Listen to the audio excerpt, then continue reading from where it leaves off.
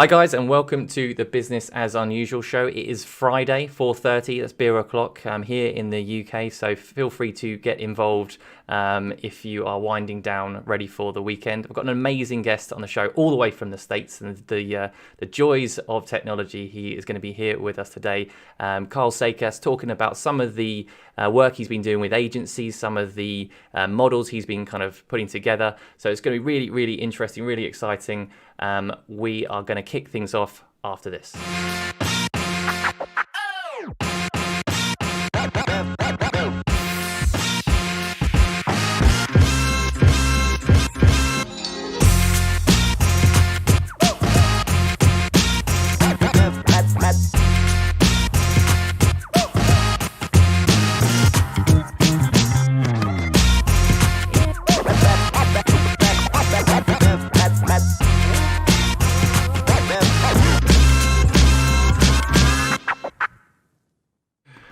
Hi guys, and welcome to the channel. So if it's the first time here, my name's Luke. I'm the CEO of Sleeping Giant Media and Giant Campus. We're a digital marketing business based in Kent, and we focus on getting relevant traffic to our clients' websites. So do feel free to check out the channel. Follow me on LinkedIn. We're putting loads of content, loads of ideas out there to hopefully help businesses. This show, the Business as Unusual show, is put together to try to help share new ideas, share challenges, and talk to different people in different sectors, and hopefully spark some inspiration back in your businesses and ultimately make isolation feel a little bit less isolating. So I'm going to introduce today's guest. Karl, how are you doing today, sir? Doing well, Luke. Great to be here. And all the way from the States. It's what time is it over there for you guys?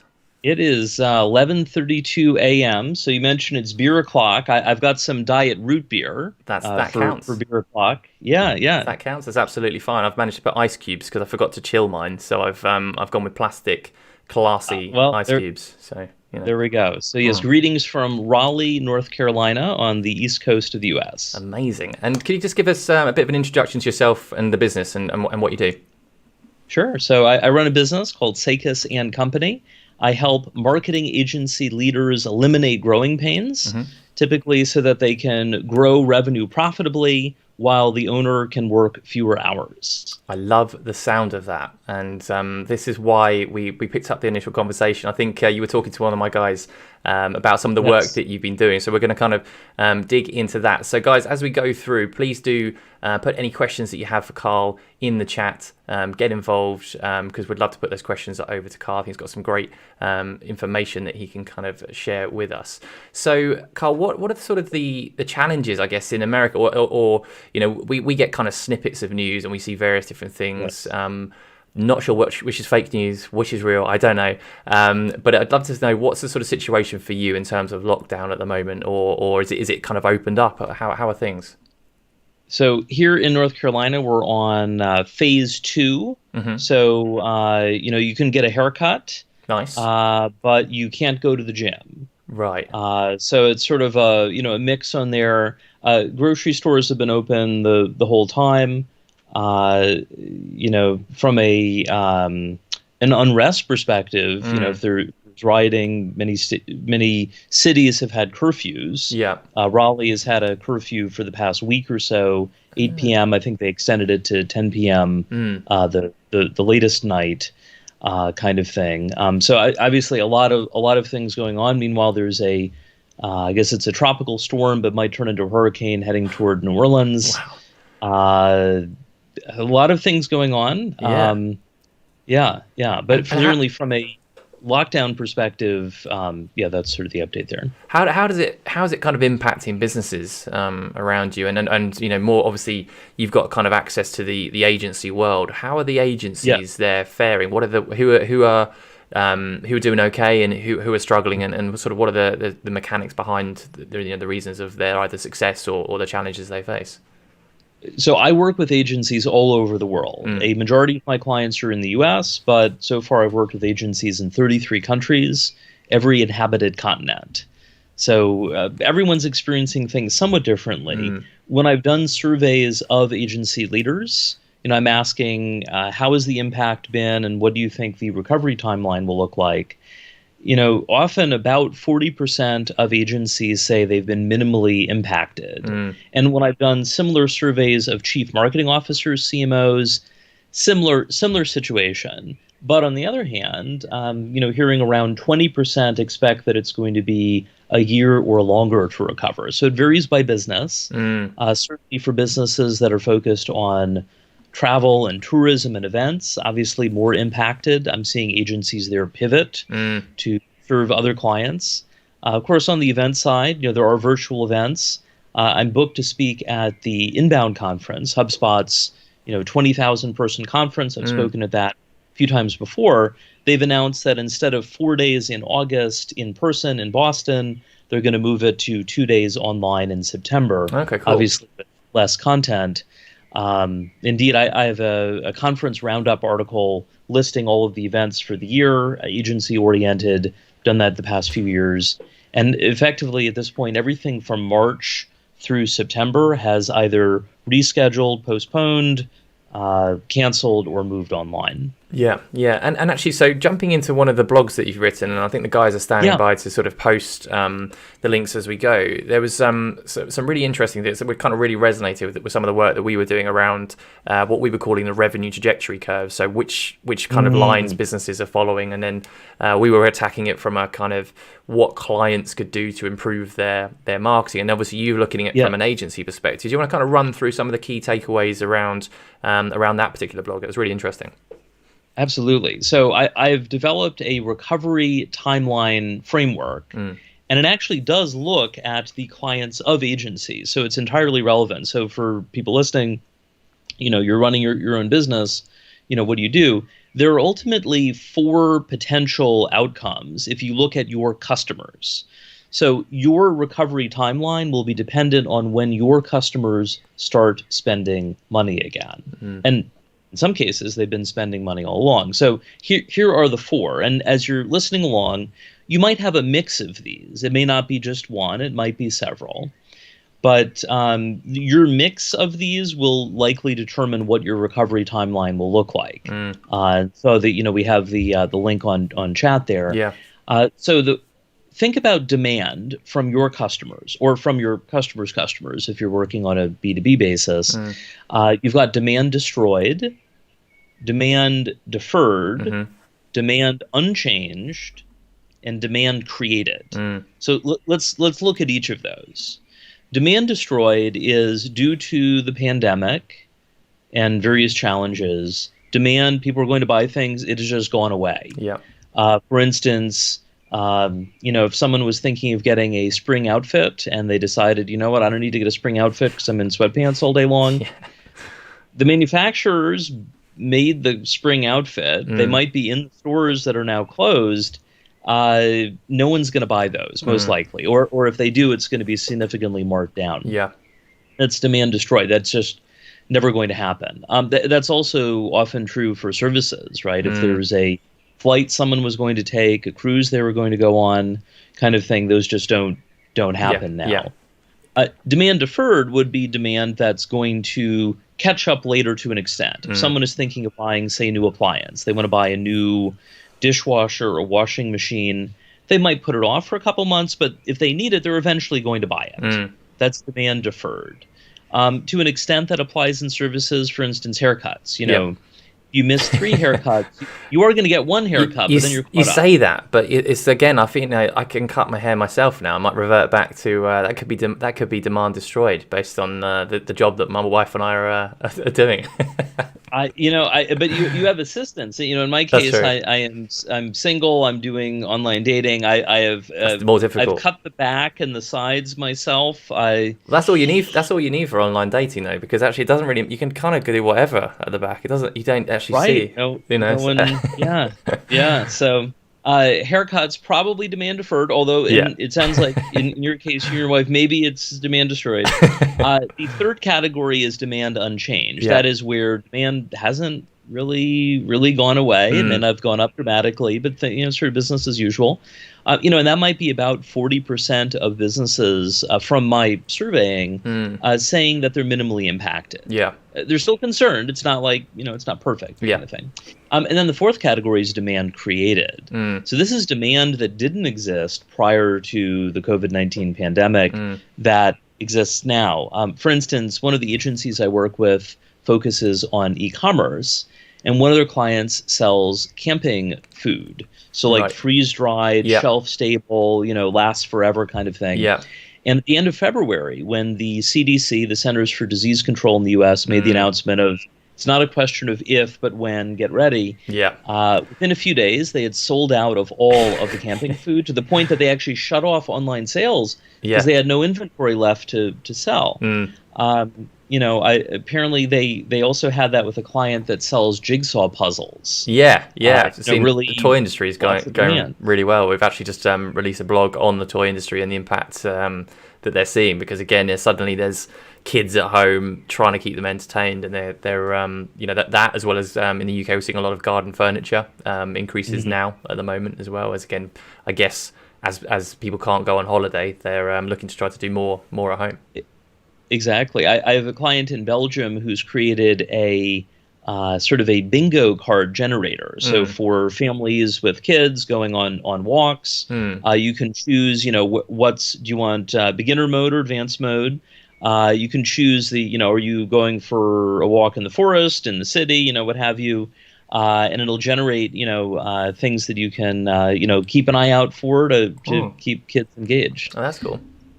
Nice. Yeah. Okay, great. So you can use those models. You can use those models to then plan and anticipate what percentage of your clients are within each of those different categories, and then use that to almost put a calculation back onto some of the your revenue figures as an agency. Yes, and those four are relative rather than absolute. Yeah. Right. Demand destroyed versus deferred versus unchanged versus created. If you're 100% created, I mean, business is going great. On the other hand, if you're 100% demand destroyed, that is with your customers spending money again, you're going to be in trouble. So it's a relative comparison, but it'll give you an idea of how fast or how slow it might be. Absolutely. I mean, that's all. That's all you can really do, isn't it? I mean, all the sort of the bits that we're putting together are well as kind of there's kind of a guide, but absolutely this is an individual kind of challenge, because I think the other bit that I was kind of looking at is that the way some businesses are kind of impacted, so they might still fit within those different kind of categories: demand destroyed, demand deferred. But when they're impacted, it might be now, but it might be in 3 months' time. Actually, their sort of pandemic impact will be felt at a later date, based on the various different kind of aspects of lockdown or the removal of lockdown as it evolves. Exactly. Yeah. Exactly. Yeah. And there's a book called Meltdown, which looks at why systems fail and what we can do around that. And they note that the most prone to fail systems are complex systems where there are lots of moving parts, where even if it's a system that's been designed, even the system designer can't always predict what's going to happen. Yeah. And also systems that are tightly coupled, where if there's this step that immediately goes into the next step and there's not much of a delay, that there's not loose coupling, in that case those tend to fail. And the world is a tightly coupled system. If you're expecting that the raw materials if you're manufacturing raw materials arriving on a just-in-time basis, that was great when you had quickly moving supply chains with easy access to materials, and not as much when things fall apart. Yeah, absolutely. So, and again, I think one of the trends that I picked up around China is the reduction in international supply chain. So businesses in the future, in the new world, trying to look at how they can reduce their risk by minimizing international supply chains, because again,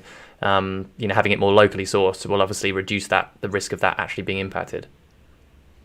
Yes, it's certainly a complicated challenge. Yeah, very much so. So, Carl, I've got there's a few comments that I've seen and I'm getting in my ear that there's, because of your American accent and the words that you're using, there's some translation challenges. So I'm going to quickly jump over to something here, just to help the team, really, just to understand this, if that's all right. Absolutely. I do have clients in the UK, and I've enjoyed visiting, but certainly I'm not an expert on everything. We are going to test that knowledge now. Okay. So all right. What we're going to do is we're going to look at these different kind of aspects here of the American words. Okay. So what do the English call pants? I don't know. I from the animation, I would have called jeans or blue jeans. But if you're saying pants, I don't know. Okay, so here we go. This is trousers. Oh, okay. Well, if I called them trousers, those would be like fancy. Yeah, pants. no, we call them all trousers. That's the kind of definition. And fancy or not? Okay. And pants for us are underpants as well, so confusing. We're just going to quickly jump. We're going to quickly jump away and jump back into the game because I can't believe it already. But we have reached the halfway mark. Ooh, there it is. Time flies. Okay, we're back in it. We'll come back into the game. So Carl, let's see if you can get this. This next one. So what do the English? This is going to be useful, by the way. Obviously, the next time you come to the UK, what do English call? Hang on, I've jumped. What's going? Oh, I've messed that one. I've messed that one up. Okay, we'll go. I was going to say. Okay, well, I think I've seen. Call it, it looks like a jumper. Yes, he's good. He's good. Oh. Right, next one. Sneakers. What do we call sneakers? Oh gosh. This is a hyphenated thing, I think, right? I'm not please, Carl. Runners? No, but I like where your head's at. They're actually called trainers. Trainers. Okay. I just read the story of the founding of Nike. Oh, yeah. Really, really good. Sounds like he was almost always going out of business or about to go out of business before they went public. Yeah. Okay. Next one. Let's have a look. Chips. What do the English call chips? Crisps. Oh, nailed it. Okay, and all right. we call chips. So I think you call them fries. We call them chips. Although yeah. Next, I think we've got another one. Lift, correct. On a roll now. Loving that. Eraser. What do we call an eraser? A rubber, right? Correct. Congratulations. That was very good. All right. Very good. So it was there's a few at the start there. I was like, oh, testing this knowledge. And now all the peril related, I guess. I think this is now kind of educational now. This is what we're going to kind of do is add an educational element to the show to each of this. So I hope that's useful for you, Carl. I hope there's been a benefit. Absolutely. So what have you been up to in lockdown? Because I've got a few bits that we've kind of looked at, and we were sort of chatting pre-show.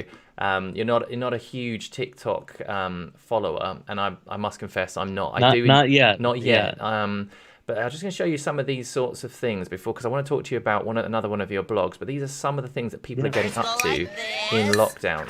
This is called Doodleback. And have you played this yet?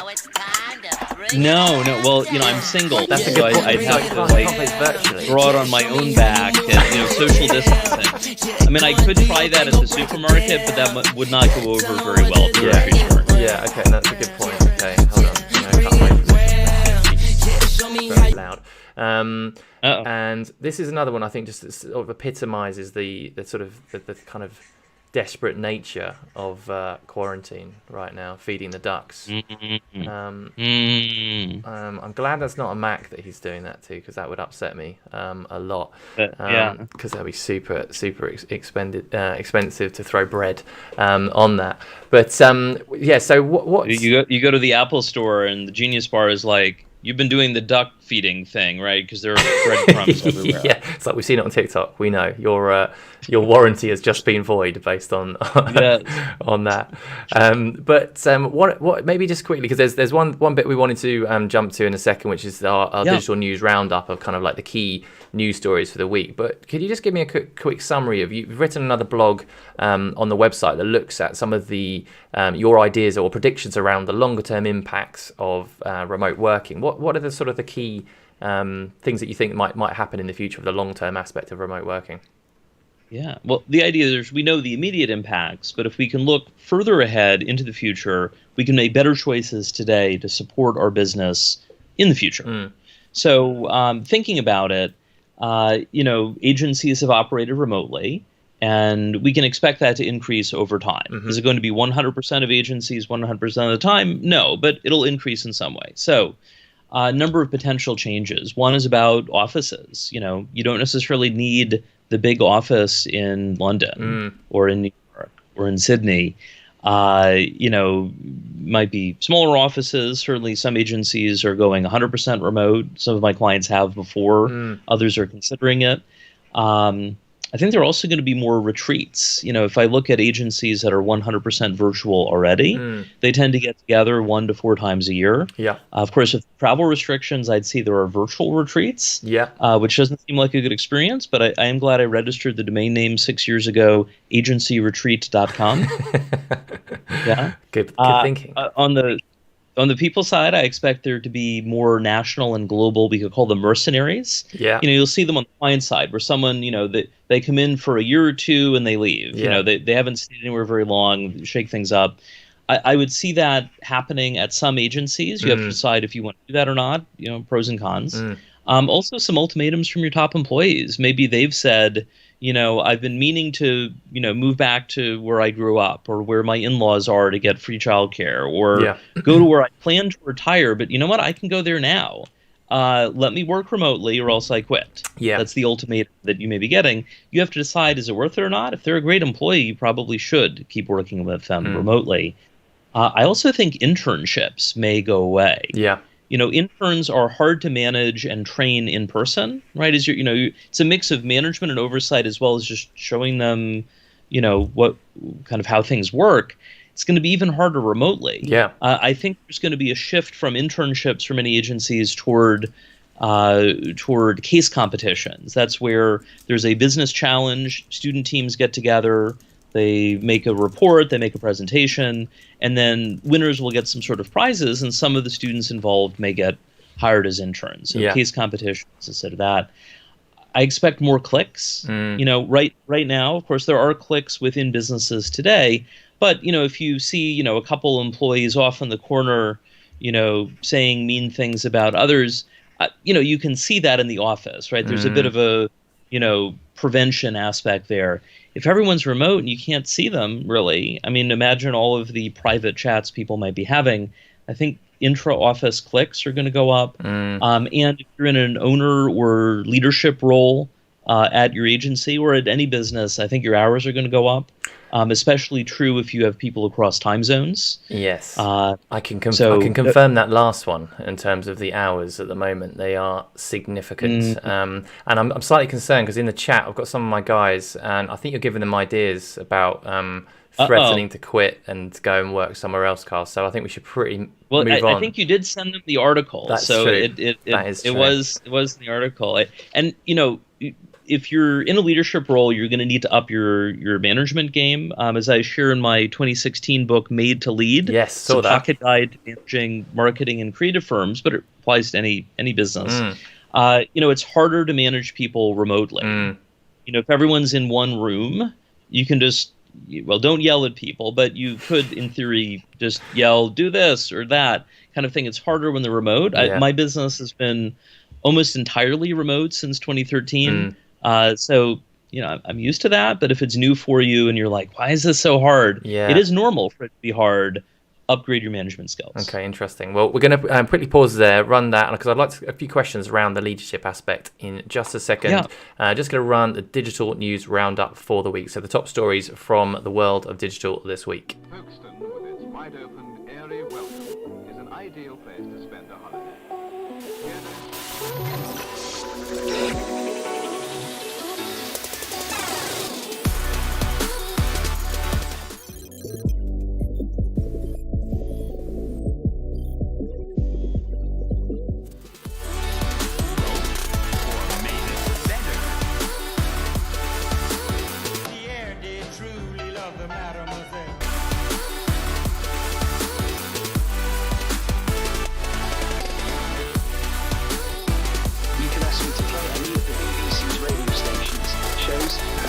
exists. What do you call that? Bottle. Bottle. You must be so embarrassed! How long is this going to take?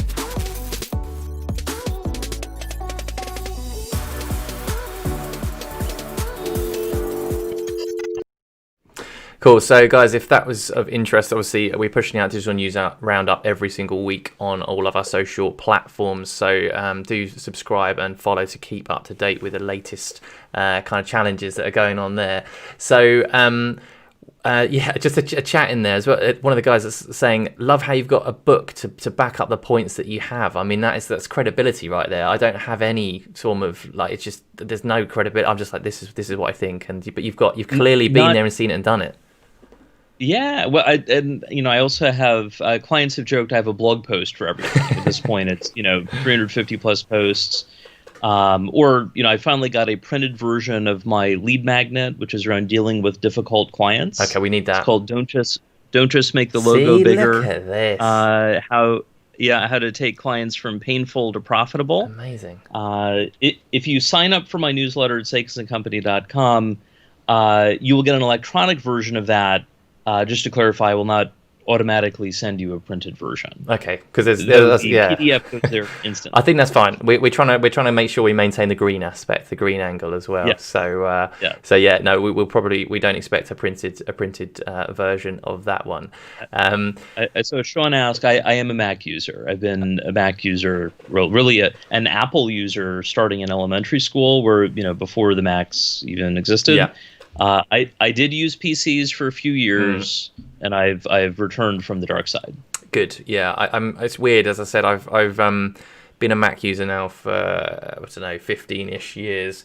But the software that we use to broadcast is a bit more compatible and user friendly on the PC. Dare I say it? I don't like saying it out loud, but it's true, and it has helped us to achieve what we're achieving at the moment. So I like some aspects, but then I try and drag and drop, and then it fails, and I'm like, why can't you just drag and drop? I mean, that makes so much sense. It's such a obvious thing to have as a part of the UX. Right. But what was the sort of the leadership? You mentioned sort of around the kind of the sort of meaning to up your game, and one of the bits I find difficult with the conversations that I have with the team is that because you're talking to them, they're reluctant because it's quite a formal setting. It's quite difficult to sort of get that banter and that response back because everyone's on mute because they don't want the background. What are the sort of maybe just one or two? We're going to finish up with the game in a second, but what are the key challenges do you think that leaders need to modify in the kind of remote world? One is to think about a concept called warmth and competence. Comes from the book The Human Brand. You can use this as you work with your clients as well, but in leadership, competence is, are you getting the job done? And warmth is, are you showing people that they're special? Yeah. That it's it's not just work. So that includes taking some time to ask how they're doing, rather than just have you completed the such and such yet? That is important, and sometimes if you're in a rush, you may need to do that. But my grandfather did organizational behavior research starting in the 1940s and 50s, found some of his work, and he said that employees wanted to be treated like people, not just workers. That was in the 1950s. Think about how many companies still struggle with that. So that's a piece. I like using the manager tools technique, manager-tools.com, of doing a weekly O3 one-on-one meeting where it's 10 minutes that the employee drives, 10 minutes that the manager drives, and then 10 minutes looking ahead to professional development. Awesome. Ideally do that every week.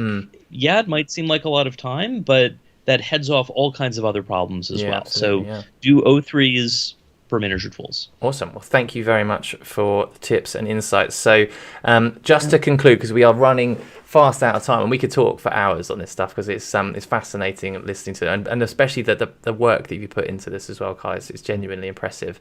Thank you. So we are going to do our game. So you could win a limited edition Sleeping Giant Media mug.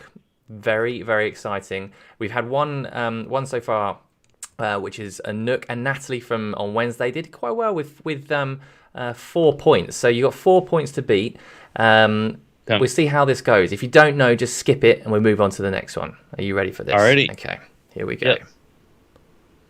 Get ready. Oh, there we go. 3, 2, 1. 1950s music, Olivia Newton-John. Grease. Grease. Yes. Okay, next one. So the music's off. Not sure. Next. That was that way, I think. Oh no, we'll take that one off. It's fine. Animated movie about a sort of a robot that meets a boy, and Wall-E? No, robot that meets a boy. it's not Steel. Iron The Giant? enormous, yes. Gosh, I haven't seen it. It's often referred to as a Christmas movie with the terrorist taking over the Die Hard. skyscraper. Yes.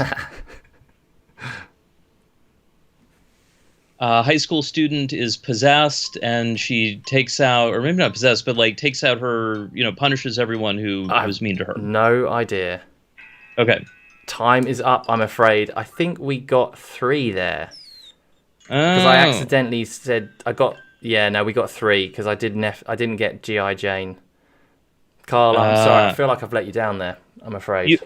I feel like I've let you down. Well, this is not the first time I have lost a quiz-related thing in the UK. In high school, I did a consumer science competition in Edinburgh, and we lost to the Scottish team. So frustrating, but regardless, it does save us having to post it to America. So that is, let's take the win there, that we're saving the environment a little bit by not having to post it to America. If you do eventually come to the UK at some point, then just stop by the offices and there'll be an honorary mug waiting for you on arrival as well. But I just want to say thank you very much for coming on the show, and thank you very much for the insights that you've been sharing with our team as well. They've been absolutely fantastic, and best of luck with helping other agencies and reducing down the hours they have to work. I love that. I love the idea.